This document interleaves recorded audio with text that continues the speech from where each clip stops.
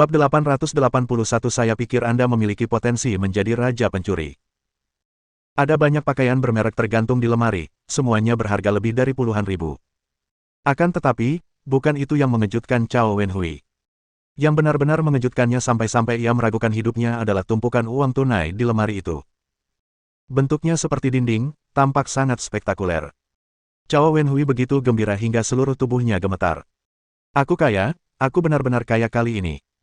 Tidak hanya itu saja, tidak lama kemudian Cao Wenhui gemetar karena kegirangan, ia menemukan bukan hanya di kamar tidur utama, melainkan juga di ruangan-ruangan lain di villa itu. Dia memperkirakan setidaknya ada 50 juta uang tunai di rumah ini. Dia merasa seperti sedang bermimpi. Era apa ini? Siapa lagi yang meninggalkan uang sebanyak itu di rumah? Dan itu rumah yang biasanya tidak mereka tinggali. Tingkat pembesar-besaran yang dilakukan para taipan lokal benar-benar di luar imajinasinya. Selain itu, ia juga menemukan banyak kaligrafi dan lukisan mahal di ruang kerjanya, yang nilainya setidaknya 50 juta yuan. Selain itu, ia juga menemukan jam tangan mewah, perhiasan, dan barang-barang lain yang ia temukan sebelumnya. Total panennya kali ini malah mencapai 150 juta. Dia tidak hanya akan mampu menutup lubang itu, tetapi dia juga akan mampu memperoleh lebih dari 50 juta. Ia sudah terlalu bersemangat hingga tak bisa mengendalikan diri. Ia berguling-guling beberapa kali di dalam rumah sebelum perlahan-lahan mulai tenang. Namun, ia segera menyadari sebuah masalah. Dengan begitu banyak uang tunai, barang antik, lukisan, dan barang-barang mewah, bagaimana ia bisa memindahkannya? Ia merenung sejenak sebelum matanya berbinar. Ia berbalik dan berjalan keluar villa. Ye Feng dan Cheng Feier yang diam-diam merekam merasa bingung. Mereka tidak tahu apa yang sedang dilakukan pria ini. Saat mereka berdua sedang asyik bertanya-tanya, mereka mendengar deru mobil di luar. Kemudian, mereka melihat sebuah Mercedes-Benz MPV memasuki ruang tamu. Mata Cheng Feier membelalak tak percaya. Orang ini pasti tidak berniat membawa kabur semua barang berharga ini, kan? Bukankah ini terlalu arogan? Ye Feng menunjukkan senyum jenaka. Menarik. Dugaan mereka benar. Tak lama kemudian, mereka melihat Cao Wenhui mulai memindahkan uang tunai dan lukisan antik ke dalam mobil. Ia bolak-balik sendirian selama lebih dari 1 jam sebelum akhirnya memindahkan semua barang di rumah ke dalam mobil. Bisa dibayangkan betapa melimpahnya hasil panennya kali ini. Namun, Cao Wenhui tidak pergi tepat waktu setelah memindahkan barang-barangnya. Ia malah kembali ke kamar tidur dan menemukan setelan jas mewah untuk pemiliknya. Kemudian, ia berjalan dengan angkuh dalam setelan bisnisnya. Cheng Feier tercengang. Orang ini tidak berencana keluar dari gerbang, kan? Ye Feng tak kuasa menahan tawa. Sepertinya orang ini berani sekali. Ayo kita pergi, kita ikuti dia. Cheng Feier langsung mengerutkan kening. Orang ini pergi begitu saja. Kita tidak bisa mengejarnya sama sekali. Ye Feng terkekeh, jika dia bisa mengemudi, mengapa kita tidak? Setelah berkata demikian, dia mengabaikannya dan berjalan menuju garasi terlebih dahulu. Pemilik rumah ini memang orang kaya, dan ada banyak mobil mewah terparkir di garasi. Ye Feng secara acak memilih mobil sport Maserati dan menyalakannya sebentar sebelum ia menyalakannya dan mengendarainya keluar. Cheng Feier menatapnya dengan mulut ternganga. Kurasa kau punya potensi untuk menjadi raja pencuri. Ye Feng menyeringai. Kalau aku mau jadi pencuri, mereka tidak ada urusan denganku. Masuk ke mobil. Cheng Feier tidak mengatakan apa-apa lagi dan duduk di kursi penumpang depan. Ye Feng segera mengendarai mobil dan menyusul MPV di depan. Benar saja, penjaga keamanan di pintu tidak menghentikan mereka. Ia bahkan membungkuk kepada mereka. Ye Feng dan Cheng Feier ahli dalam pelacakan, jadi tentu saja mereka tidak akan membiarkan Cao Wenhui menemukan mereka. Namun, yang membuat mereka merasa aneh adalah Cao Wenhui tidak langsung kembali ke kediaman Ah Ken. Sebaliknya, ia pergi ke sebuah hotel mewah bernama Jin Hao. Setelah memarkir mobil di depan pintu, ia langsung masuk dengan angkuh. Apa yang dilakukan orang ini di sini? Cheng Feier bingung. Dia baru saja menghasilkan begitu banyak uang. Tentu saja, dia di sini untuk bersenang-senang. Ye Feng menoleh untuk menatapnya. Senyum aneh muncul di wajahnya. Kau sudah bilang sebelumnya, industri hiburan di kota kasino sangat berkembang. Cheng Feier langsung memutar bola matanya. Laki-laki memang seperti ini. Kurasa kita tidak perlu melanjutkan syuting. Kita bisa langsung bilang saja padanya. Namun, Ye Feng tidak setuju dengan sudut pandangnya. Bukti ini saja tidak cukup untuk mengancamnya. Mari kita terus ikuti dia dan lihat. Dengan itu, dia keluar dari mobil lebih dulu. Cheng Feier tidak punya pilihan selain mengikutinya keluar dari mobil. Ketika mereka berdua masuk ke hotel, Cao Wenhui baru saja memesan kamar di meja depan dan berjalan menuju lift dengan kartu kamarnya. Ye Feng segera berjalan ke meja resepsionis dan melambaikan kartu identitas di depan petugas resepsionis. Kami dari kantor personalia. Orang itu diduga terlibat kasus pembunuhan. Kami sedang menyelidikinya. Berapa nomor kamar yang baru saja dia pesan? Resepsionis tercengang mendengar kata-katanya. Ya, kamar 902. Ye Feng mengangguk pelan dan terus menatapnya dengan serius. Kamu seharusnya punya kartu kamar kosong untuk kamarnya, kan? Berikan padaku segera. Resepsionisnya agak ragu. Itu tidak mungkin. Hotel ini punya aturan. Ye Feng tidak menunggunya selesai bicara, ia langsung menyela, orang ini pembunuh yang terlibat dalam beberapa kasus besar. Kalau kau tidak menyerahkan kartu kamar, kau sedang menutupi seorang pembunuh. Kami akan menuntutmu karena menutupinya. Cepat. Resepsionis terkejut dengan omelannya dan buru-buru menyerahkan kartu kamar cadangan untuk kamar 902. Baru kemudian Ye Feng mengangguk puas. Terima kasih telah bekerja sama dalam penyelidikan polisi kami. Jika pembunuh ini tertangkap, Anda telah melakukan perbuatan baik. Setelah mengatakan itu, dia menarik Cheng Feier dan berbalik untuk pergi. Cheng Feier sudah terkagum-kagum dengan kemampuan orang ini dalam menipu orang. Ia berbohong tanpa perlu menulis draft. Ayo pergi. Kita harus masuk ke kamar sebelum dia. Ye Feng berjalan cepat menuju lift sambil mendesaknya. Tapi dia sudah di atas sana. Bagaimana kita bisa lebih cepat darinya? Cheng Feier menunjuk layar elektronik lift. Saat itu, lift sudah berhenti di lantai 3. Kemungkinan ada penumpang yang turun. Sudah terlambat untuk naik lift. Ayo naik tangga. Ye Feng tidak punya waktu untuk berbicara dengannya. Ia bergegas menaiki tangga dan mulai menaikinya dengan cepat. Kekuatan fisiknya jauh melampaui orang biasa. Ia menaiki tangga dengan sangat cepat, seolah berjalan di tanah datar.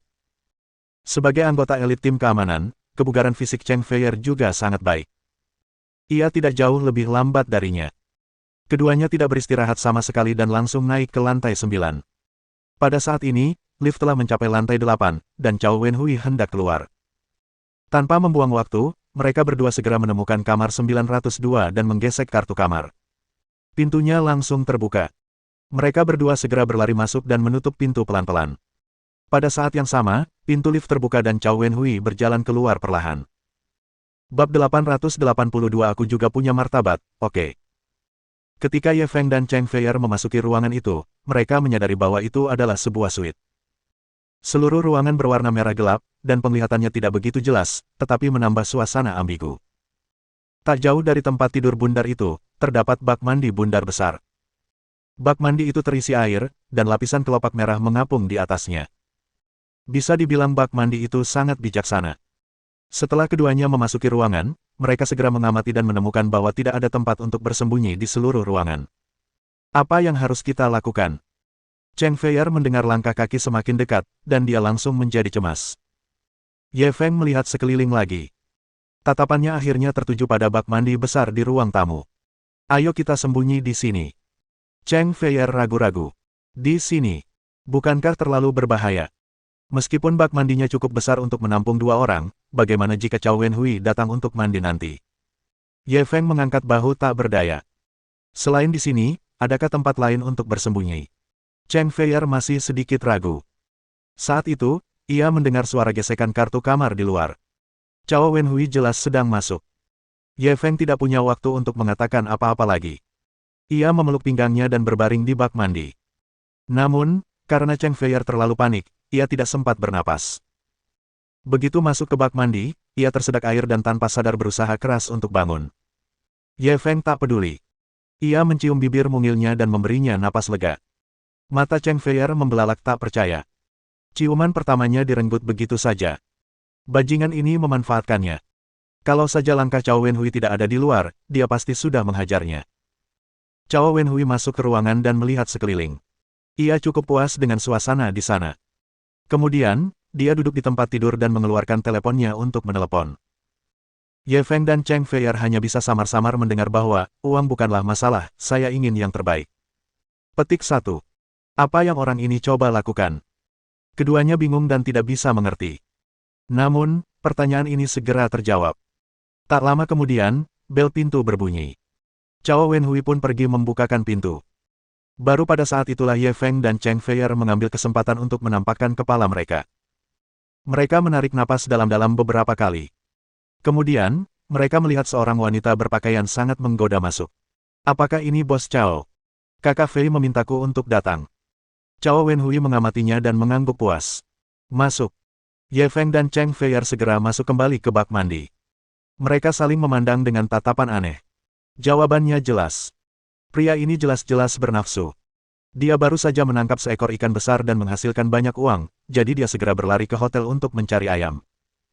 Cheng Feier melotot ke arah Ye Feng, seakan-akan dia berkata bahwa semua laki-laki itu jahat. Ye Feng dianiaya. Apa hubungannya dengan dia? Dia mula-mula mendengarkan pergerakan di luar, lalu perlahan-lahan mengangkat kepalanya keluar dari air dan mengeluarkan telepon genggamnya untuk mengambil gambar. Cheng Feier terkejut. Bak mandinya sangat dekat dengan tempat tidur. Apa pria ini tidak takut ketahuan? Untungnya, cahaya di ruangan itu redup. Jika tidak memperhatikan, akan sulit menemukan kepala manusia di bak mandi. Begitu gadis panggilan itu masuk, ia duduk di tempat tidur dan memasang postur menggoda. Bos, Anda ingin bermain apa? Mau yang tradisional atau yang baru? Wanita ini cukup cantik. Kalau pria lain, mungkin dia sudah tak bisa menolaknya. Namun, Cao Wenhui jelas tidak puas dengan sikap genitnya. Bisakah kamu lebih pendiam? Sedikit feminin. Mendengar ini, gadis panggilan itu langsung tertawa terbahak-bahak. Bos, bercanda, iya. Apa wanita pendiam cocok bekerja di bidang kami? Cao Wenhui sedikit tidak senang. Tidak bisakah kau berpura-pura? Gadis panggilan itu mengerucutkan bibirnya tak berdaya. Kau hanya berpura-pura jadi orang suci, kan? Baiklah. Sambil berbicara, dia menyingkirkan sikap menggodanya dan mulai berpura-pura bersikap acuh tak acuh. Cao Wenhui merasa puas. Ia berbalik dan membuka kotak yang dibawanya. Ia mengeluarkan sesuatu dan menyerahkannya kepada wanita itu. Pakai ini. Wanita itu mengira benda itu adalah benda istimewa dan hendak meraihnya. Namun, ketika melihatnya dengan jelas, ia langsung ketakutan. Ah, ini. Apa-apaan ini? Benda itu tampak seperti kepala manusia, dan ternyata kepala wanita. Rambutnya panjang dan lembut, dan langsung membuat gadis panggilan itu ketakutan setengah mati. Cao Wenhui menatapnya dengan sedih. Itu cuma topeng karet. Apa kau harus setakut itu? Sambil berbicara dia menunjukkannya padanya. Itu memang hanya topeng. Bagian dalamnya berongga dan bisa dikenakan di kepala. Adegan ini membuat Ye Feng, yang sedang menonton pertunjukan di bak mandi, ingin tertawa. Ia hampir tak bisa menahan tawanya. Hobi Cao Wenhui ini benar-benar mesum. Kalau dia memang mencari ayam, ya sudahlah. Dia benar-benar menyuruhnya memakai masker gel silika. Hobi macam apa ini? Cheng Feier tak kuasa menahannya lagi. Ia perlahan menjulurkan kepalanya dan menatap pemandangan ini dengan ekspresi aneh. Gadis panggilan itu jelas-jelas marah. Meskipun dia, ayam juga punya harga diri, oke. Kau memanggilku tengah malam dan menyuruhku memakai topeng karet. Bukankah ini penghinaan? Maaf, aku tidak bisa menuruti keinginanmu. Kurasa kamu harus ganti orang lain. Setelah gadis panggilan itu selesai berbicara, dia segera mengambil tasnya dan bersiap untuk pergi. Cao Wenhui tidak terburu-buru menghentikannya. Ia perlahan mengeluarkan setumpuk uang kertas dari kotaknya dan meletakkannya di atas meja. Karena kamu tidak ingin menghasilkan uang ini, biarkan orang lain yang menghasilkannya. Ketika gadis panggilan itu melihat tumpukan uang kertas itu, matanya langsung berbinar-binar. Uang kertas itu tampaknya berjumlah setidaknya puluhan ribu. Bukankah itu hanya memakai topeng? Dibandingkan dengan uang, apalah arti martabat? Ia segera berlari kembali dan mengenakan topengnya. Penampilannya berubah drastis. Ketika Cao Wenhui melihat penampilannya saat ini, tatapannya pun menjadi penuh gairah. Ia bergumam, istri guru. Bab 883 Inikah kesetiaanmu kepada gurumu? Harus diakui, topeng karet Cao Wenhui sangat realistis. Dari sudut pandang Ye Feng dan Cheng Feier, mereka tidak melihat kekurangan apapun. Seolah-olah seperti inilah rupa gadis panggilan itu. Topeng realistis seperti itu mungkin sangat mahal. Namun, yang membuat mereka berdua merasa aneh adalah penampilan topeng ini tidak terlalu indah, bahkan agak biasa saja. Cao Wenhui menghabiskan banyak uang untuk membuat topeng, tetapi yang ada hanyalah seorang wanita berpenampilan biasa. Adakah rahasia yang tak terungkap? Baru saat dia memanggil istri guru, mereka berdua tersadar. Jadi orang ini berfantasi tentang istri majikannya. Ini benar-benar pengkhianatan. Mereka hanya tidak tahu apa yang akan dipikirkan Ah Ken jika dia tahu bahwa muridnya berfantasi tentang istrinya dan bahkan membuat topeng karet. Nyonya, tahukah Anda betapa Ah Hui menyukai Anda? Bagaimana mungkin saya tidak lebih baik dari bajingan tua itu? Tahukah Anda berapa banyak wanita yang dia miliki di luar sana? Tapi saya hanya mencintaimu. Cao Wenhui memegang erat bahu gadis panggilan itu dan mulai bercerita. Gadis panggilan itu panik. Ini pertama kalinya ia bertemu pelanggan aneh yang memperlakukannya seperti selingkuhannya. Namun, demi tumpukan uang itu, ia harus bekerja sama. Ia segera mengulurkan tangan dan menyentuh rambut Cao Wenhui. Ah Hui, aku istri majikanmu. Kita tidak bisa melakukan ini. Seluruh tubuh Cao Wenhui gemetar saat ia menatap kosong ke arah istri guru itu. Kenapa tidak? Aku sudah mempelajari semua keahlian orang tua itu. Aku bisa mendirikan sekteku sendiri kapan saja. Apa yang bisa dia berikan padamu, aku juga bisa memberikannya padamu. Gadis panggilan itu juga mulai masuk ke dalam karakter dan melawan. Tapi kalau kita bersama, apa kata orang? Aku istri majikanmu. Cao Wenhui langsung berteriak, aku tidak peduli. Orang lain boleh berkata apa saja. Aku hanya menyukaimu. Aku ingin kau menjadi wanitaku.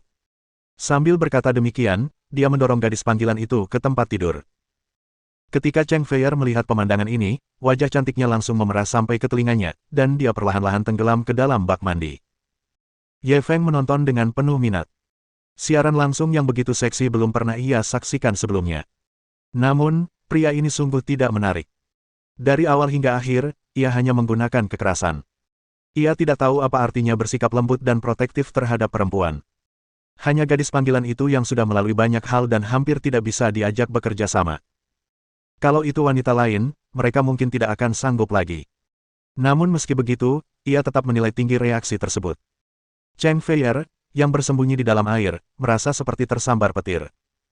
Napasnya langsung kacau. Ia tak bisa lagi menahan napas dan langsung merangkak keluar dari bak mandi. Cao Wenhui yang tengah berusaha menyerang ke depan, mendengar keributan itu dan tanpa sadar menoleh. Ye Feng melihat bahwa dia tidak bisa menyembunyikannya lagi, dia hanya berkata, tidak bisakah kamu mengubah posisimu? Suara yang tiba-tiba ini hampir membuat mereka berdua ketakutan setengah mati. Saat dia melihat dua kepala manusia mengambang di bak mandi, dia menjadi sangat takut. Cao Wenhui bergidik. Gadis panggilan itu juga berteriak ketakutan. Ia baru saja bertemu pelanggan mesum hari ini, dan kini ia mengalami kejadian supernatural ini. Ia hampir mengalami gangguan mental. Wajah Cheng Feier memerah seperti air yang hampir menetes. Ia menatap Ye Feng dengan penuh kebencian, lalu segera mengalihkan pandangannya. Ye Feng berdiri dan keluar dari bak mandi. Ia mengeluarkan ponselnya untuk mengambil foto sambil membimbing dengan sabar. Saat melakukan hal semacam ini, pertama-tama kamu harus melakukan foreplay yang cukup agar kedua belah pihak bisa memasuki kondisi tersebut. Lalu, kamu harus mengubah beberapa postur lagi. Yang baru saja kamu lakukan salah. Kedua orang di tempat tidur itu benar-benar tercengang dan lupa bereaksi sejenak. Cheng Feier bahkan semakin terdiam. Apa orang ini benar-benar menganggap dirinya sutradara? Dia benar-benar mulai menceritakan adegan itu kepada orang lain. Cao Wenhui segera mengenali mereka dan langsung marah. Kalian? Kenapa kalian di sini? Ye Feng tersenyum polos. Kalau kita tidak di sini, bagaimana kita bisa tahu kalau raja pencuri kecil kita diam-diam jatuh cinta pada istri majikannya, sampai-sampai dia hampir mesum. Ekspresi Cao Wenhui berubah drastis. Ia buru-buru berdiri dan bergegas menghampiri, ingin merebut ponselnya. Kalau saja tuannya tahu isi video ini, dia pasti akan mengulitinya hidup-hidup.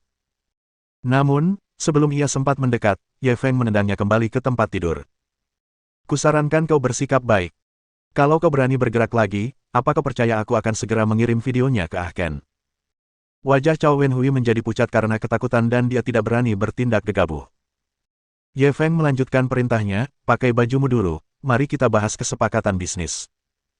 Sekarang Cao Wenhui telah ditangkap, dia tidak berani melawan dan mulai mengenakan pakaiannya.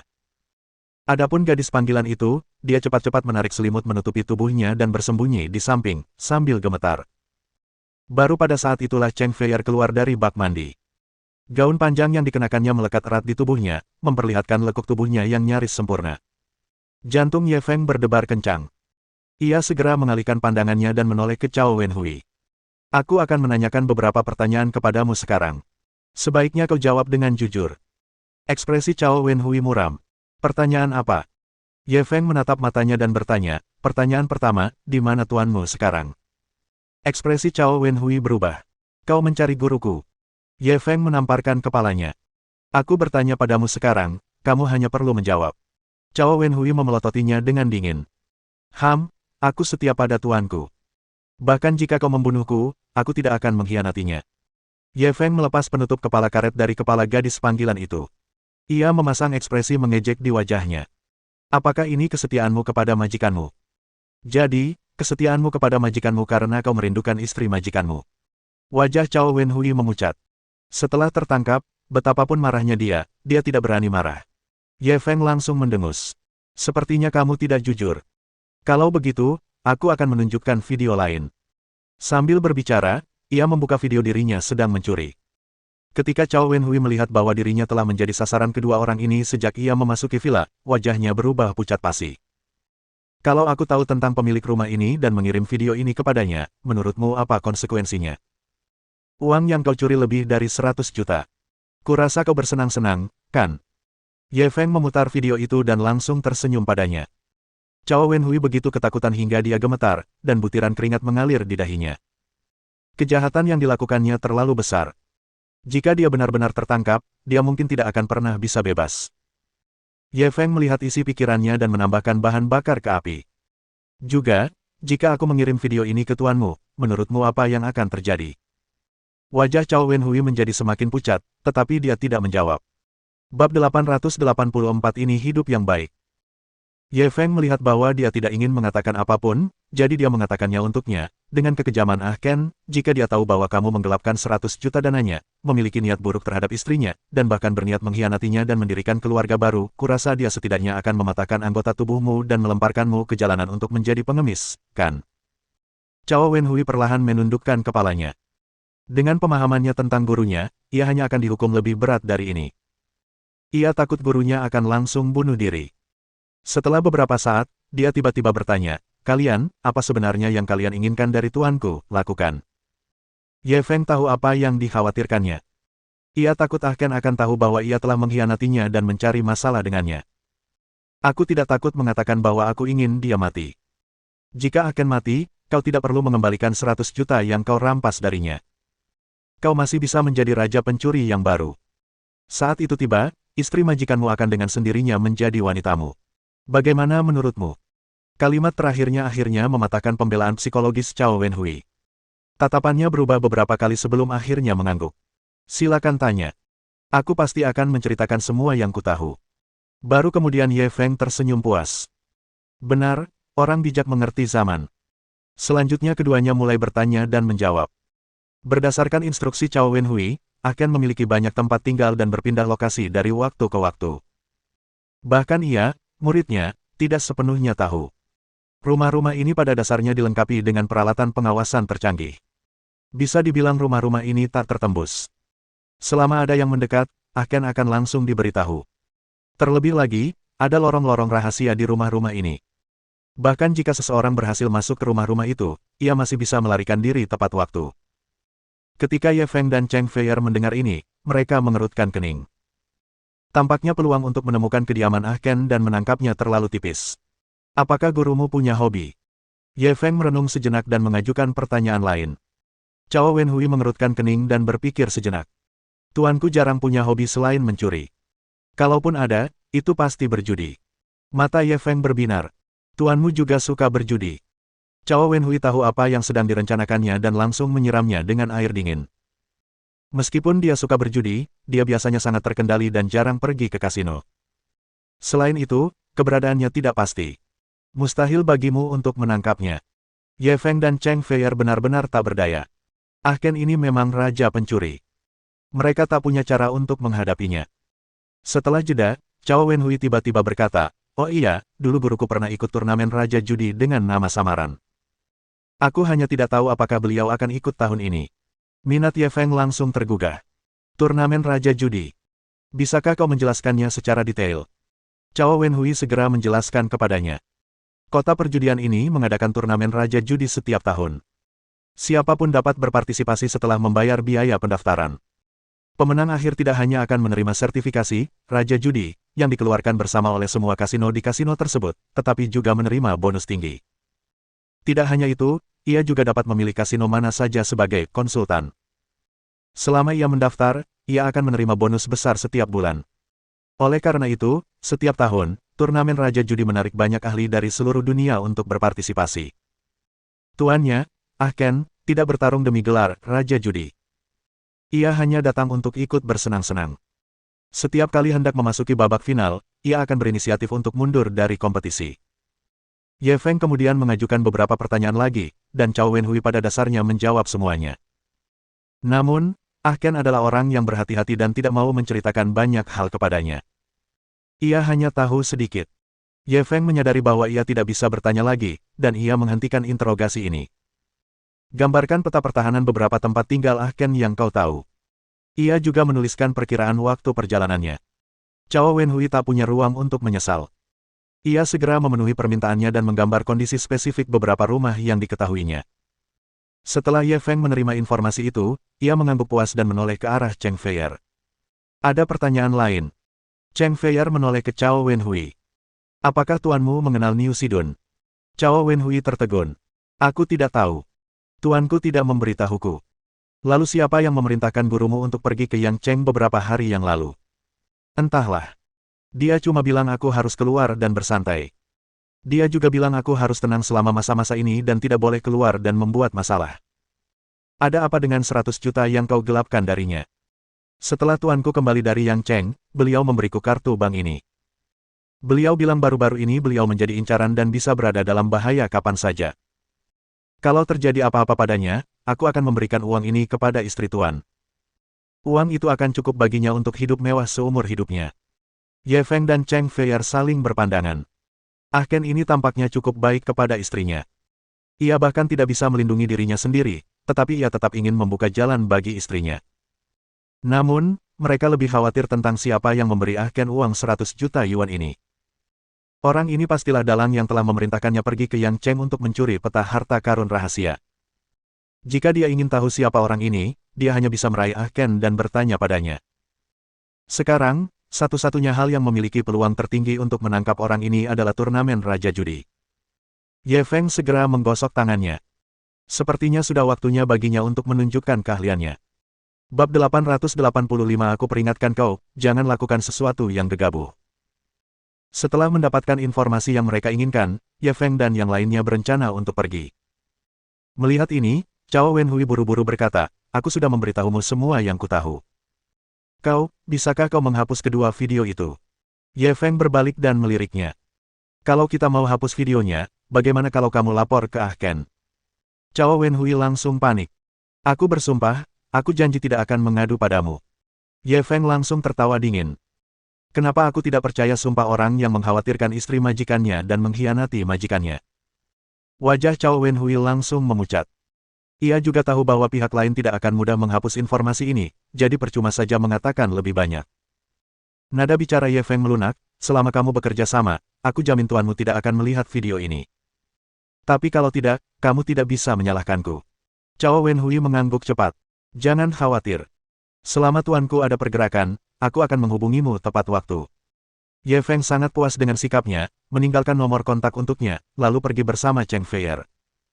Setelah mereka berdua pergi, Cao Wenhui tidak dapat bertahan lebih lama lagi dan jatuh ke tempat tidur. Dia selalu berpikir tinggi tentang dirinya sendiri dan merasa bahwa dia benar-benar jenius di antara teman-temannya.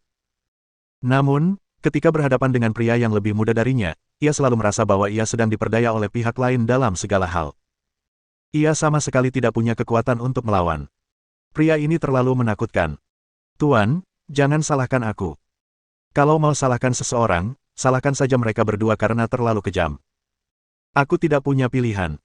Aku belum ingin mati, jadi aku hanya bisa membiarkanmu mati. Setelah Ye Feng dan Cheng Feier kembali ke hotel, mereka mulai merencanakan langkah selanjutnya. Meskipun mereka sekarang memiliki Cao Wenhui sebagai mata-mata dan dapat mengetahui keberadaan Ken, dengan kewaspadaan orang tua ini, mungkin tidak akan mudah untuk menangkapnya. Orang ini terlalu berpengalaman dalam melarikan diri. Jika mereka bertindak gegabah, mereka hanya akan membuat musuh waspada. Mereka hanya bisa mengambil tindakan selama turnamen Raja Judi ketika dia lengah. Namun saat Ye Feng menelepon Zhao Fulin dan bertanya kepadanya tentang peraturan turnamen Raja Judi, ia menerima kabar buruk. Saudara Ye, saya sarankan Anda untuk menyerah pada ide ini. Ada aturan di turnamen Raja Judi. Selama kompetisi, tidak seorang pun diizinkan bergerak di lapangan. Jika tidak, mereka akan menghadapi hukuman berat. Setelah Ye Feng mendengar ini, ia langsung mengerutkan kening. Tapi selain metode ini, kita tidak bisa memikirkan cara lain untuk menangkap ahken ini. Zhao Fulin terdiam sejenak sebelum melanjutkan, jika kau bersikeras untuk maju dalam turnamen Raja Judi, kau harus terlebih dahulu menyelesaikan dua kekuatan utama. Ye Feng langsung bersemangat. Dua kekuatan yang mana? Yang pertama adalah keluarga Hong di kasino. Keluarga Hong adalah salah satu dari 4 keluarga besar di kasino dan juga penyelenggara turnamen Raja Judi. Tanpa persetujuan mereka, kita tidak bisa bertindak gegabah. Ya, apalagi.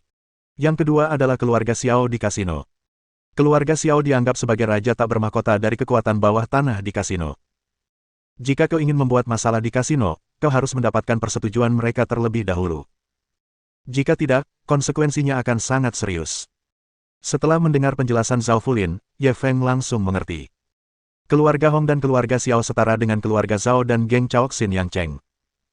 Jika mereka ingin membuat masalah di Yang Cheng, mereka harus mendengarkan kedua keluarga ini.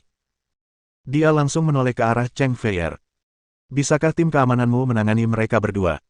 Cheng Feier menggelengkan kepalanya. Tim keamanan kita tidak punya wewenang untuk menegakkan hukum di kasino.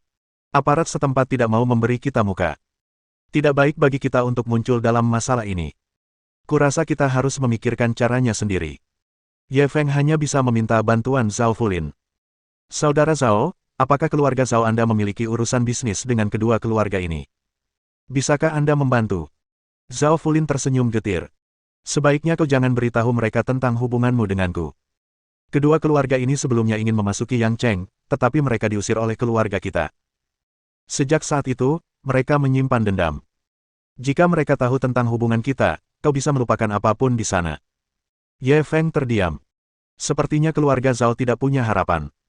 Dia harus mengandalkan dirinya sendiri.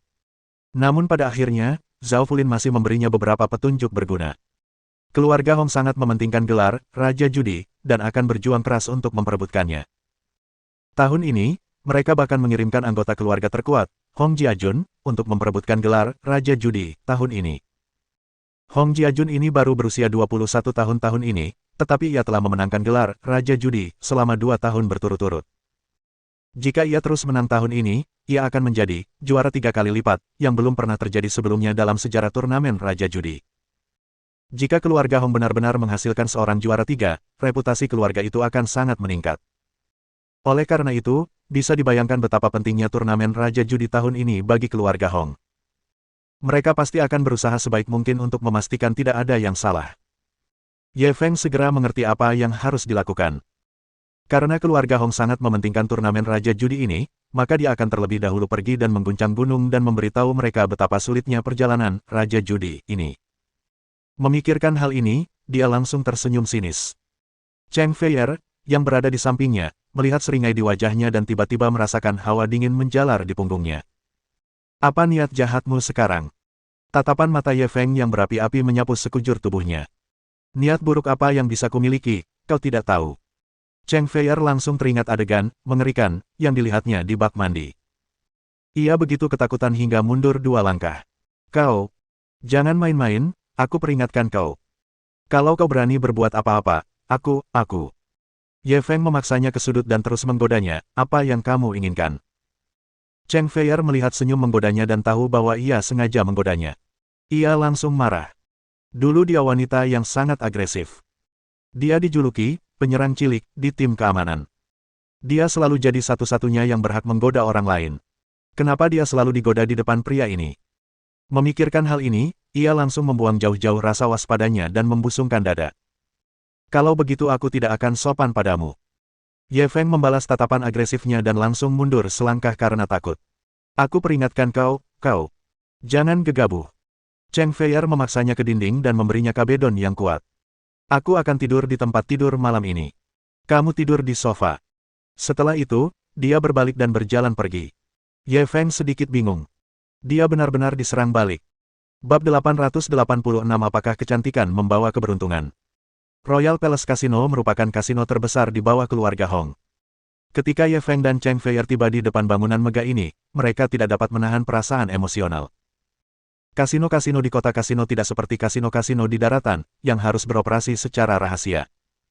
Sebaliknya, kasino-kasino tersebut didirikan secara terbuka di jalan-jalan tersibuk.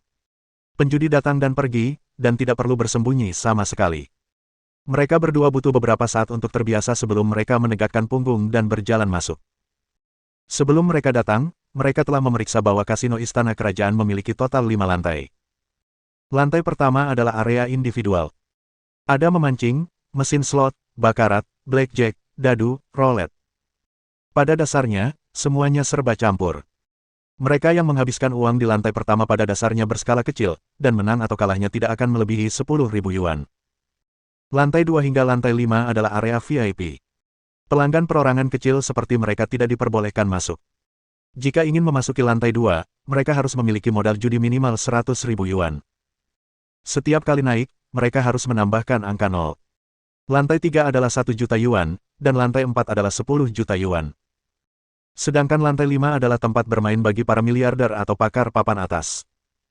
VIP biasa tidak memenuhi syarat untuk masuk. Karena dia ada di sini untuk menimbulkan masalah, Ye Feng pasti akan naik ke lantai 5. Namun, ia tidak terburu-buru. Ia pergi menukarkan chip senilai 10.000 yuan dan mulai berjalan-jalan santai. Apakah 10.000 yuan cukup?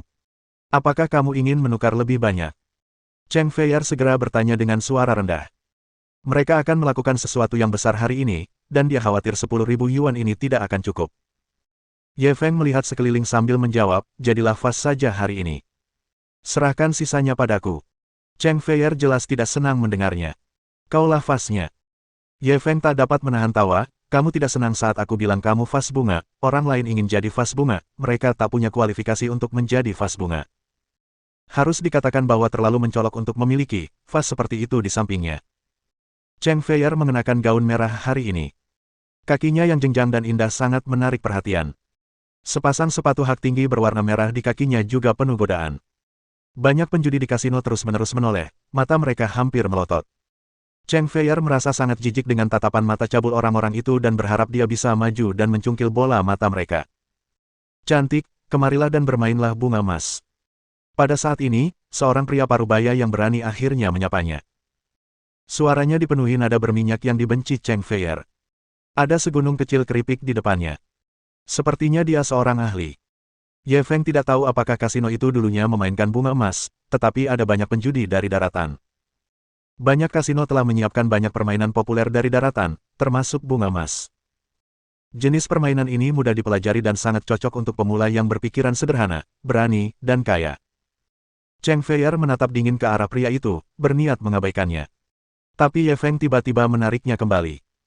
Karena mereka mengundang kita, betapa tidak sopannya kalau kita tidak bermain beberapa ronde. Sambil berbicara, dia berjalan menuju meja. Adik kecil ini benar. Ini takdir kita bisa bertemu di sini. Meskipun pria itu berbicara kepada Ye Feng, matanya tertuju pada Cheng Feier. Cheng Feier mengepalkan tinjunya begitu erat hingga terdengar suara retakan. Ia ingin sekali meninju Ye Feng 2 kali, tetapi ia tidak melupakan misi yang ia bawa ke sini hari ini. Ia segera melantunkan kata-kata, sedikit ketidaksabaran akan merusak rencana, dan duduk di samping Ye Feng. Meja-meja di lantai pertama pada dasarnya tidak memiliki dealer. Pemenangnya adalah bankir. Bagaimana kita akan bermain? Setelah Ye Feng duduk, dia langsung bertanya kepada semua orang. Segera, seseorang memperkenalkan aturannya kepadanya. Taruhan minimum adalah 100 yuan. Setiap taruhan tidak boleh kurang dari 100 yuan. Ye Feng mengangguk. Ia segera mengambil keping 100 yuan dan melemparkannya ke meja, setuju. Yang lainnya juga memasang taruhan mereka. Seharusnya giliran pria parubaya itu yang menjadi bankir, tetapi dia tersenyum dan mendorong kartu poker di depan Cheng Feier. Aku ingin wanita cantik ini membantuku membagikan kartu kepada semua orang. Kamu sangat cantik. Kamu pasti akan membawa keberuntungan untukku. Sanjungannya membuat Cheng Feier jijik. Apakah ada hubungan yang pasti antara kecantikan dan keberuntungan? Apakah kecantikan membawa keberuntungan? Bukankah mereka mengatakan bahwa wanita adalah penyebab masalah di masa lalu? Dia ingin langsung menolaknya, tetapi Ye Feng mendorong kartu poker itu. Kalau begitu bantu aku melakukannya. Sambil berbicara, dia tidak lupa mengedipkan mata padanya. Cheng Feier hanya bisa menerimanya dan mulai membagi kartu kepada semua orang. Karena Ye Feng duduk tepat di bawah pria parubaya berminyak itu, kartu pertama diberikan kepadanya, dan mereka bergantian membagikan kartu. Ada 8 orang yang duduk di meja saat itu, dan masing-masing dari mereka memiliki 3 kartu. Ye Feng tidak melihat kartunya. Ia langsung membuang chip senilai 500 yuan. Kita simpan dulu untuk 500 yuan. Penjudi yang duduk di bawahnya tampak tidak terlalu baik. Menurut aturan, jika tangan yang unggul bertaruh 500, tangan berikutnya harus bertaruh 2 kali lipat jika mereka melihat kartunya. Dia ragu sejenak, tetapi akhirnya dia memilih untuk tidak melihat kartu tersebut dan mengikuti dengan 500. Beberapa penjudi lain memilih untuk melihat kartu mereka, sementara yang lain mengikuti. 2 di antara mereka membuang kartu mereka setelah melihatnya. Akhirnya, giliran pria parubaya yang berminyak itu. Ia diam-diam mengamati Cheng Feier. Setelah diingatkan beberapa kali, ia akhirnya tersadar. 1000 yuan. Dia langsung melemparkan chip senilai 1000 yuan dan kemudian mengedipkan mata pada Cheng Feier, jelas ingin mengalahkan Ye Feng di depannya. Ye Feng berpura-pura ragu.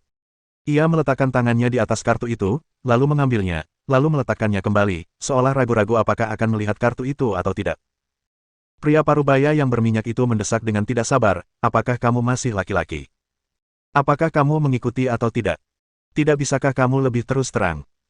Ye Feng menggertakkan giginya. Sepertinya ia akhirnya mengambil keputusan. Ia melempar chip senilai 1000 yuan lagi. Telepon. Penjudi yang duduk di bawahnya ragu sejenak, tetapi akhirnya, ia tetap membalik kartunya. Kali ini, ekspresinya menjadi semakin bingung. Ye Feng tidak perlu melihat untuk mengetahui bahwa kartunya adalah 5, 5, 4, sepasang kecil. Kalau saja dia tidak melihat kartu-kartu itu pasti cukup bagus. Tapi setelah melihat kartu-kartu itu, agak sulit untuk mengambil keputusan. Lagi pula, kalau dia mau bertaruh setelah melihat kartu-kartu itu, dia harus bertaruh lebih dari 2000 yuan. Dia menatap Ye Feng dan pria parubaya berminyak itu, dan akhirnya membuang kartunya. Dia tahu mereka berdua sedang bersaing. Tidak ada gunanya baginya untuk terlibat dengan pasangan yang lebih kecil.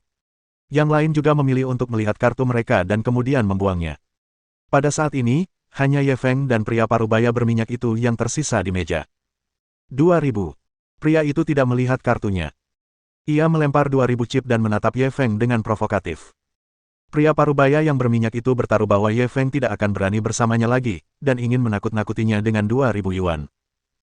Namun betapa terkejutnya dia, saat baru saja dia menaruh uang 2000 yuan, Ye Feng juga menaruh 2000 yuan dan menatapnya tanpa berkata apa-apa. Bab 887 Cara Curang yang Benar. Ketenangan Ye Feng membuat pria parubaya itu panik. Setelah ragu sejenak, ia memilih untuk melihat kartunya. Cara dia memandang kartu-kartu itu agak istimewa. Dia membaliknya sedikit demi sedikit. Memang terkesan seremonial, tapi juga membuang-buang waktu.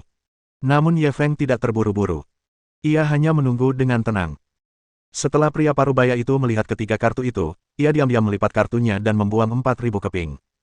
Panggil. Wow. Para penjudi lain di meja berseru kaget. Setelah melihat kartu-kartunya, ia masih berani melanjutkan call. Terlebih lagi, ia telah membuat langkah sebesar 4000. Sepertinya kartu-kartu di tangannya tidak buruk. Jika orang lain, mereka pasti akan melihat kartu mereka saat memainkan permainan ini. Namun, Ye Feng masih tidak menyentuh kartu di tangannya. Ia diam-diam membuang 2000 keping lagi. Tindakannya membuat semua orang semakin bingung. Pihak lain sudah melihat dan memasang 4000 pada kartunya.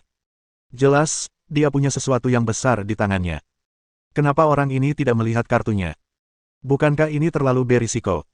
Pria parubaya yang berminyak itu berpikir bahwa jika ia naik hingga 4000, lawannya setidaknya akan takut melihat kartunya. Ia tidak menyangka bahwa ia masih berani melanjutkan. Masih belum lihat kartumu. Kalau begitu, mari kita lihat siapa yang tidak tahan duluan. Dia mencibir dan meningkatkannya menjadi 8000. Jika Ye Feng ingin terus bosan, dia harus membayar 4000 chip. Para penjudi lain di meja mulai gelisah. Ronde ini agak besar. Sungguh seru. Semakin banyak penjudi tertarik ke meja mereka, semuanya penasaran dengan hasilnya. Ye Feng menatap pria parubaya yang berminyak itu. Senyum tipis muncul di wajahnya. Sebanyak apapun yang kau ikuti, aku akan mengikutimu sampai akhir. Dia masih memilih untuk tidak melihat kartunya dan langsung membuang 4000 chip. Kali ini, ekspresi pria parubaya yang berminyak itu akhirnya berubah. Pria ini benar-benar bodoh. Dia bahkan tidak melihat kartunya dan berani melanjutkan. Dia ragu apakah dia harus terus membuang-buang waktu. Pada saat ini, Ye Feng tiba-tiba menoleh ke Chen Feier dan memberi instruksi, tukarkan 100.000 chip lagi, aku akan melawannya sampai akhir hari ini. Cheng Feier mengangguk patuh dan hendak bangun. Tunggu sebentar, aku akan membukanya. Pria parubaya yang berminyak itu akhirnya tak tahan lagi. Kartu-kartu di tangannya tidak terlalu besar, dan tak ada gunanya terus membuang-buang waktu seperti ini. Dia langsung melempar 8.000 keping dan perlahan membalik kartu. Aku punya sepasang jack. Kartu apa yang kamu punya? Ketika semua orang melihat kartunya, mereka langsung berseru. Pantas saja dia berani mengikuti. Dia bahkan punya sepasang J di tangannya. Kartu yang bagus sekali, kenapa kau membukanya? Seharusnya dia terus mengikuti. Pihak lain belum melihat. Apa yang perlu ditakutkan? Yang penting, anak itu terlalu galak. Dia bahkan tidak melihat kartunya dan berani bertaruh lebih dari 4.000 yuan. Siapa yang bisa tahan? Pria ini bisa dianggap telah melepaskannya. Lagi pula, kalau aku pasti tidak akan membuka tanganku. Anggap saja bocah ini beruntung. Saat semua orang memuji pria parubaya berminyak itu, Ye Feng perlahan membalik kartunya. Kerumunan di sekitarnya menghirup udara dingin pada saat yang sama, dan kemudian diskusi yang lebih panas pun terjadi. Sial, dia benar-benar dapat sepasang kartu as. Bukankah keberuntungannya terlalu bagus? Untungnya, kakak laki-laki itu tidak terus mengikuti. Kalau tidak, dia pasti kalah telak. Dia sudah kehilangan lebih dari 20.000 yuan. Untungnya, dia memilih untuk membuka tangannya. Kalau tidak, dia pasti akan kehilangan lebih banyak lagi. Pemuda ini sungguh berani dan beruntung. Semua orang terheran-heran dengan keberuntungan Ye Feng yang berlebihan. Meskipun kartunya tidak terlalu besar, hanya sepasang kartu as, ia berhasil menahan sepasang kartu jack lawan. Ia langsung memenangkan lebih dari 20.000 yuan, membuat orang-orang iri. Pria parubaya yang berminyak itu juga menatap kartunya dengan tak percaya.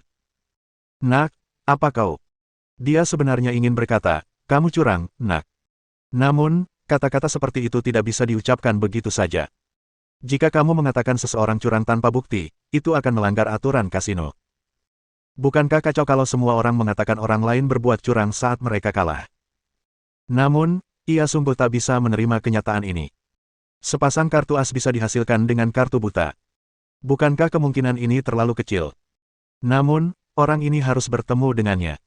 Ini terlalu menyebalkan. Cheng Feier, yang duduk di samping Ye Feng, melihat kemenangan Ye Feng. Senyum langka muncul di wajah cantiknya. Semua yang hadir langsung mengerti apa artinya menoleh ke belakang dan tersenyum. Sungguh indah. Ketika lelaki setengah baya yang berminyak itu melihat pemandangan ini, dia merasakan lebih banyak kebencian di hatinya. Bukan karena ia kehilangan uang, tetapi karena ia kalah dari si cantik kecil ini. Dia bersumpah akan melawan anak ini sampai akhir di ronde berikutnya. Ye Feng diam-diam mengambil kembali 20.000 chip itu. Wajahnya tidak menunjukkan banyak kegembiraan, seolah-olah dia sudah menduga hasil ini. Sebenarnya, saat dia memberikan kartu itu pada Cheng Feier, dia sudah melakukan sesuatu. Hanya saja, gerakannya begitu cepat sehingga kamera canggih sekalipun mungkin tak mampu menangkapnya.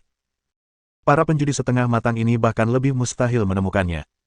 Para penjudi berdiskusi sejenak dan mulai mengatur emosi mereka untuk mempersiapkan putaran berikutnya. Di ronde ini, giliran Ye Feng yang menjadi bandar.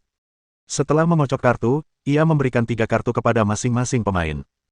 Beberapa penjudi memilih menyembunyikan kartu mereka, sementara yang lain memilih melihat kartu mereka. Ketika giliran pria parubaya yang berminyak itu tiba, ia tidak melihat kartunya. Ia melempar 2.000 keping dan menatap Ye Feng dengan provokatif. Kau masih berani melanjutkan? Ye Feng tidak terpengaruh olehnya. Ia memilih untuk melihat kartu-kartunya dan membuangnya. Sekalipun ingin curang, ia harus mengendalikan ritme permainan. Ia tidak bisa menang di setiap putaran, apalagi saat menjadi bandar. Mudah menimbulkan kecurigaan orang lain. Menang besar dan kalah kecil adalah cara curang yang benar. Hehe, hanya itu saja yang kamu punya. Pria parubaya yang berminyak itu meninju kapas. Ia sangat tertekan, tetapi ia tak bisa menahan diri untuk mengejek. Ye Feng tidak mempedulikannya, malah membisikkan sesuatu kepada Cheng Feier, membuat Cheng Feier yang cantik itu gemetar.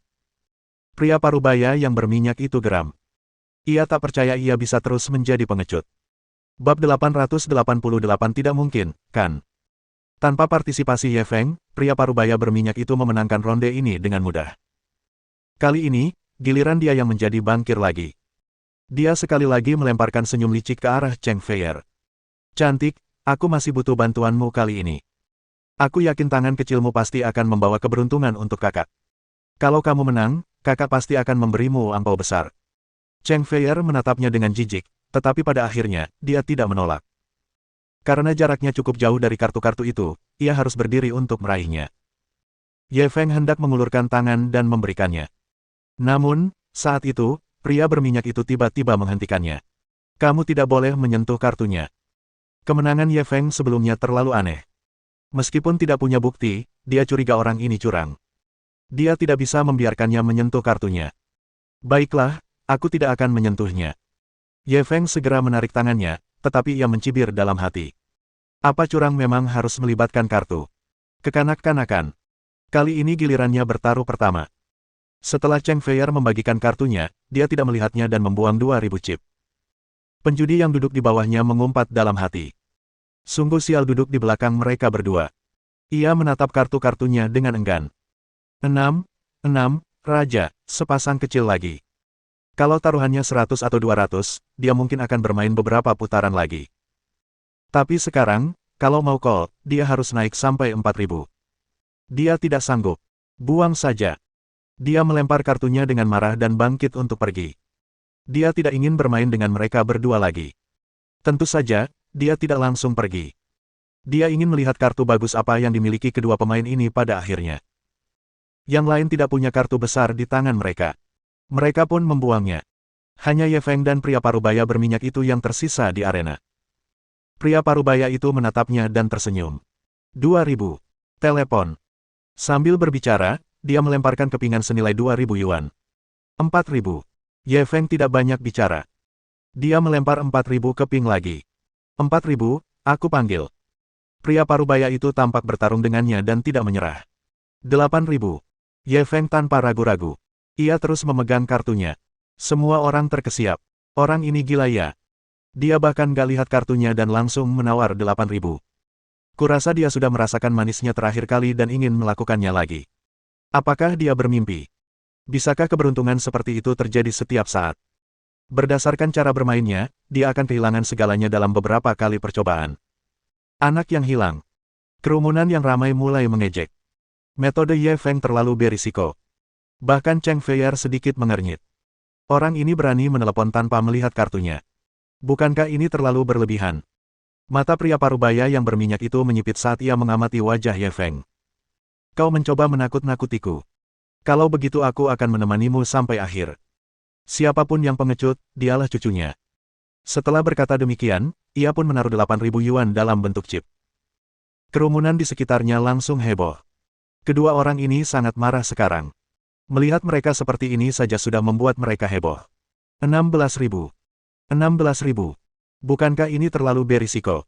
Anak muda sangat impulsif.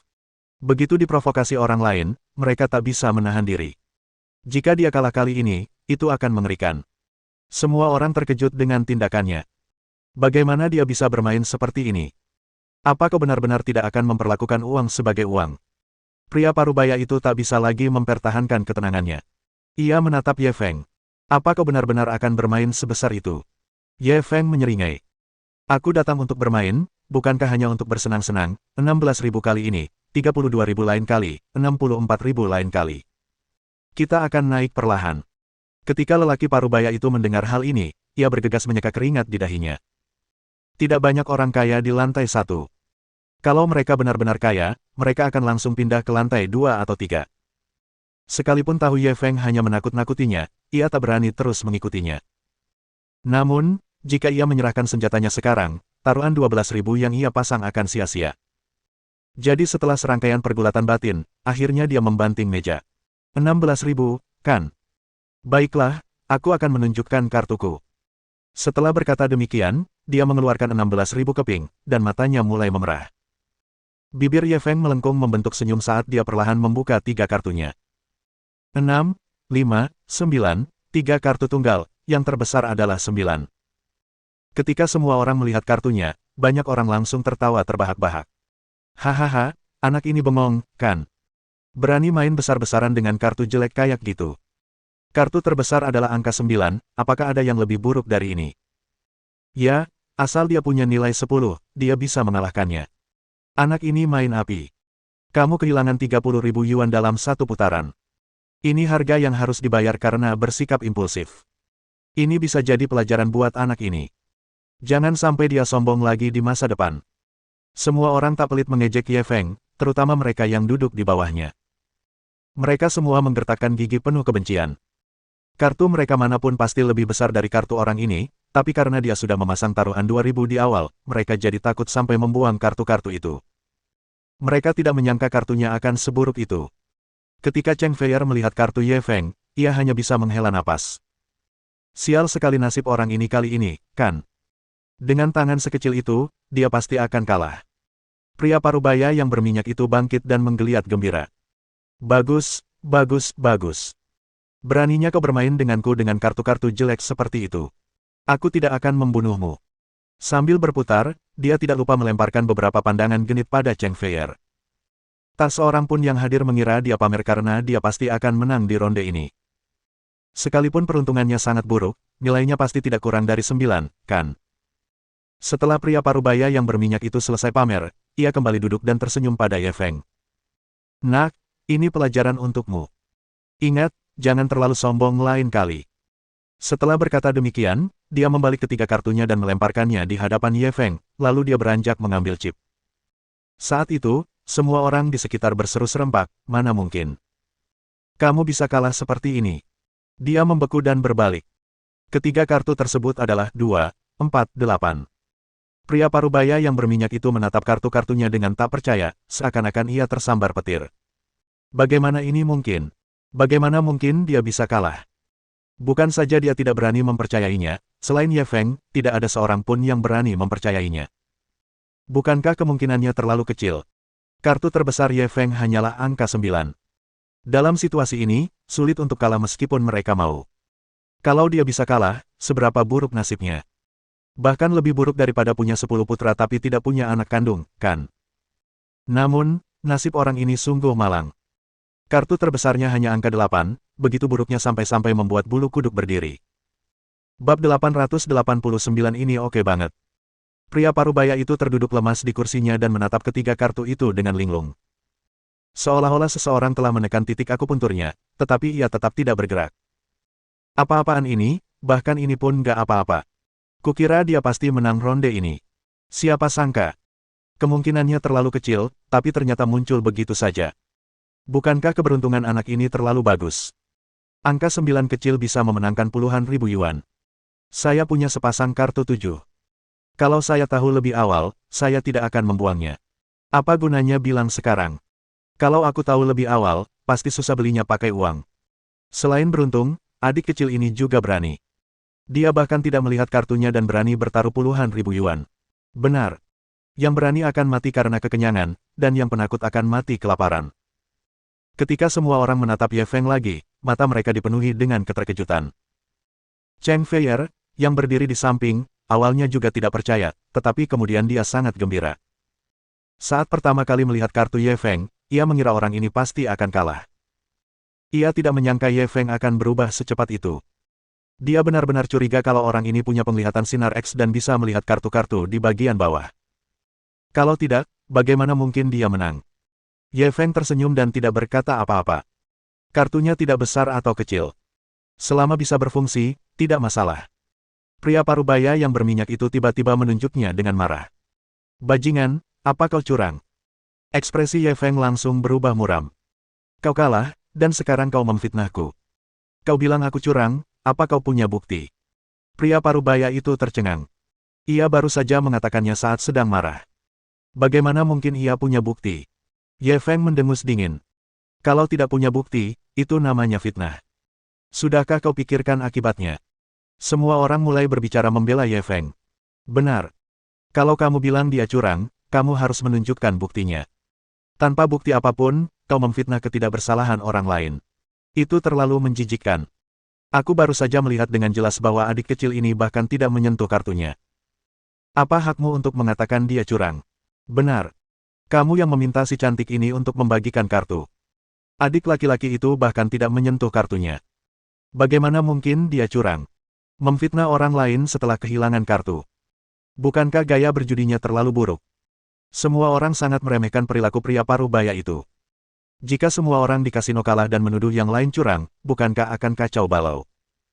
Pria parubaya itu juga menyadari bahwa ia telah berbicara tanpa berpikir. Ia segera berdiri dan meminta maaf kepada Ye Feng. Maaf, aku hanya melontarkan omong kosong di saat putus asa. Ayo kita lanjutkan bermain. Orang-orang lain di meja itu berdiri satu demi satu. Bermain dengan orang sepertimu yang kemampuan berjudinya buruk. Kita tidak mampu kehilangan orang ini. Benar. Kalau kalah, bisa dibilang dia curang. Siapa yang berani main sama orang kaya kamu? Lebih baik aku pergi ke meja lain untuk bermain. Aku muak melihat orang-orang seperti itu. Aku juga tidak ingin bermain lagi. Selain Ye Feng dan pria parubaya itu, semua orang di meja itu berdiri dan pergi. Sebenarnya bukan karena buruknya kemampuan berjudi pria parubaya itu, tetapi karena mereka merasa keberuntungan Ye Feng agak aneh. Para penjudi percaya tahayul. Melihat keberuntungan Ye Feng, tak seorang pun mau bermain dengannya lagi. Ye Feng menggelengkan kepala dan mendesah. Ia pun hendak bangun. Tapi bagaimana mungkin pria parubaya itu melepaskannya? Ia buru-buru menariknya kembali. Adik kecil, kau tidak boleh pergi. Ye Feng merentangkan tangannya. Semua orang sudah pergi, bagaimana kita bisa bermain? Pria parubaya itu buru-buru melihat orang-orang di sekitarnya. Siapa yang masih bermain? Cepat naik ke meja. Orang-orang itu melambaikan tangan dan menggelengkan kepala. Salah satu dari mereka kurang mahir berjudi, sementara yang lain beruntung. Mereka tidak mau terlibat. Ye Feng mengangkat bahu. Dengar, bukannya aku tidak mau main, tapi sekarang hanya kita berdua yang tersisa. Bagaimana kita bisa main? Sambil berbicara, dia hendak pergi bersama Cheng Feier. Pria parubaya yang berminyak itu langsung panik dan mencengkeram lengannya. Kau tidak boleh pergi. Ye Feng langsung mengerutkan kening. Apa? Kau masih ingin menggangguku? Pria parubaya itu buru-buru melepaskan tangannya dan berkata dengan nada yang lebih lembut, kalau mereka tidak mau main, ayo main. Kita tentukan pemenangnya dalam satu ronde. Bagaimana? Hari ini, dia kehilangan lebih dari 50.000 hanya karena Ye Feng. Itu kerugian yang sangat besar. Jika dia tidak mendapatkannya kembali, bagaimana mungkin dia bisa melupakan semua ini? Mendengar ini, Ye Feng tersenyum. Apa maksudmu dengan satu ronde? Pria parubaya itu menunjuk ke arah chip mereka. Kita berdua punya 50.000 hingga 60.000 chip di tangan kita sekarang. Tidak perlu menghitungnya dengan cermat. Kita akan mempertaruhkan semuanya. Lalu, masing-masing akan mengambil 3 kartu, dan pemenangnya akan mengambil semuanya. Bagaimana? Berani bermain? Mendengar kata-katanya, sebelum Ye Feng dapat menjawab, orang-orang yang menonton pertunjukan itu mulai mencemooh. Adik kecil, apa yang perlu ditakutkan jika kamu setuju? Benar. Lagi pula, kamu cuma beli 10.000 yuan. Sisanya sudah dimenangkan. Apa yang perlu ditakutkan? Kalau kamu laki-laki, main saja sama dia. Siapa takut sama siapa? Karena dia terus menggangguku, kamu harus memberinya pelajaran lagi. Semua orang menonton acara itu.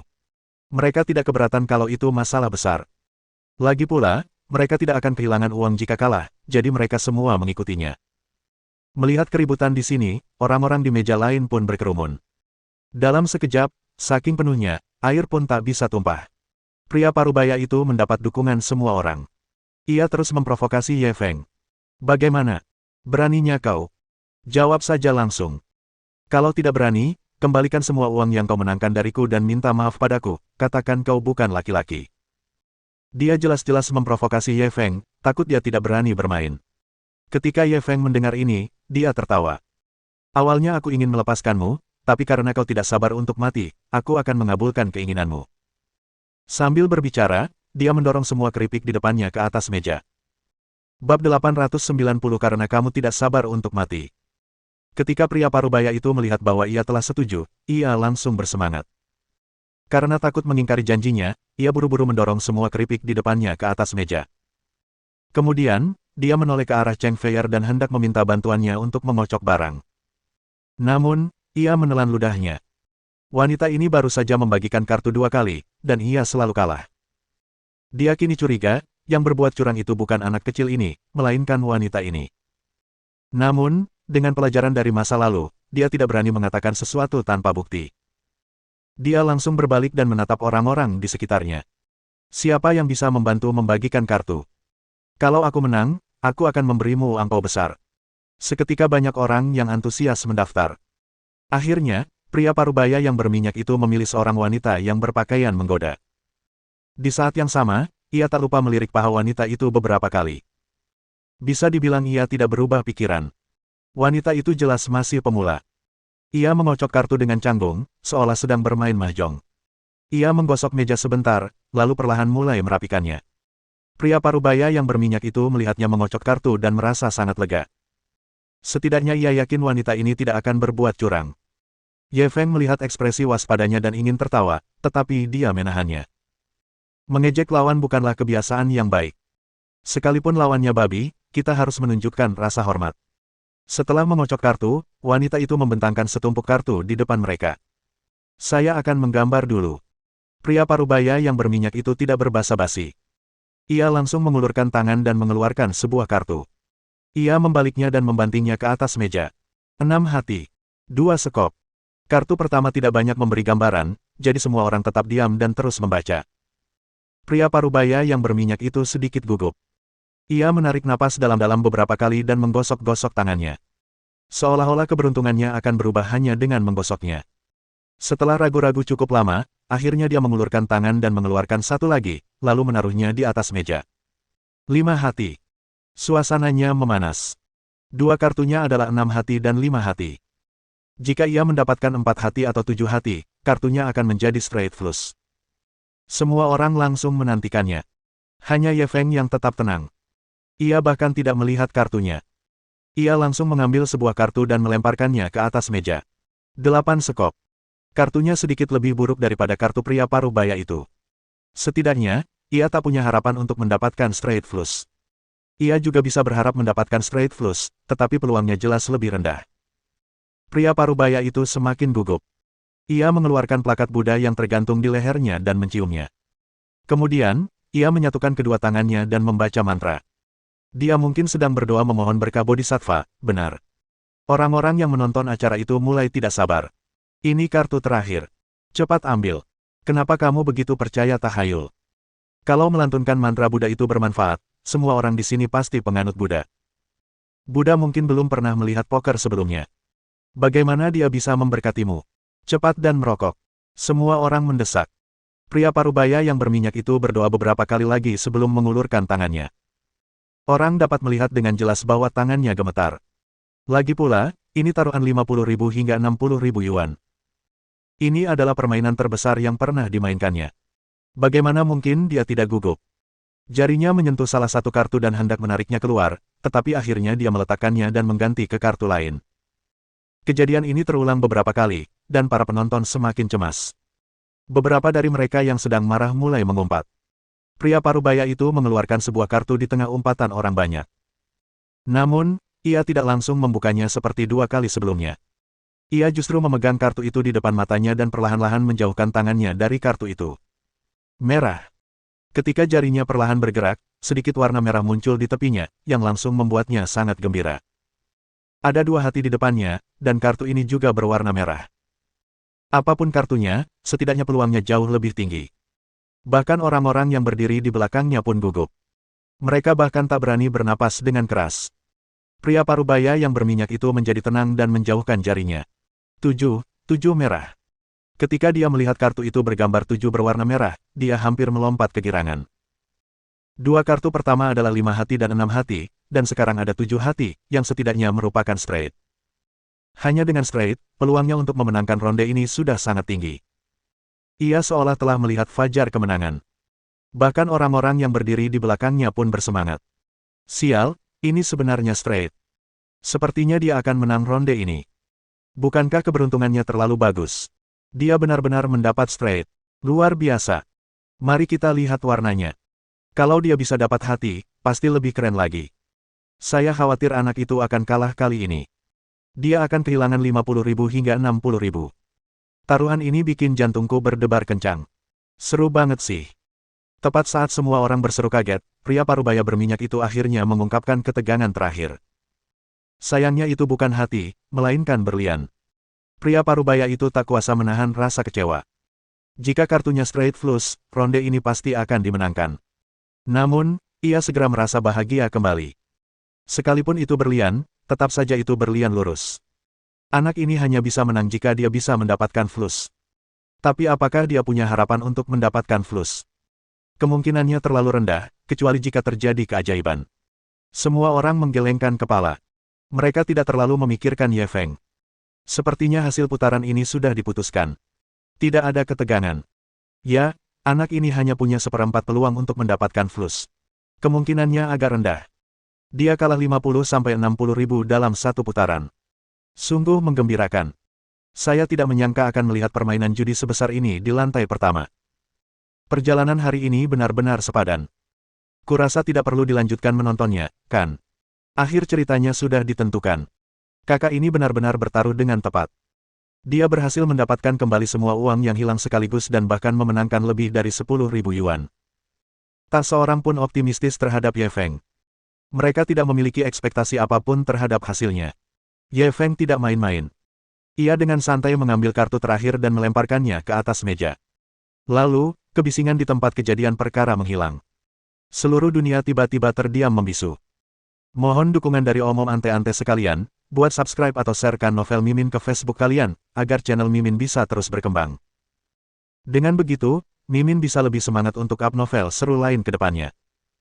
Buat teman-teman yang sudah subscribe dan sharekan novel Mimin, Mimin ucapkan terima kasih sebanyak-banyaknya.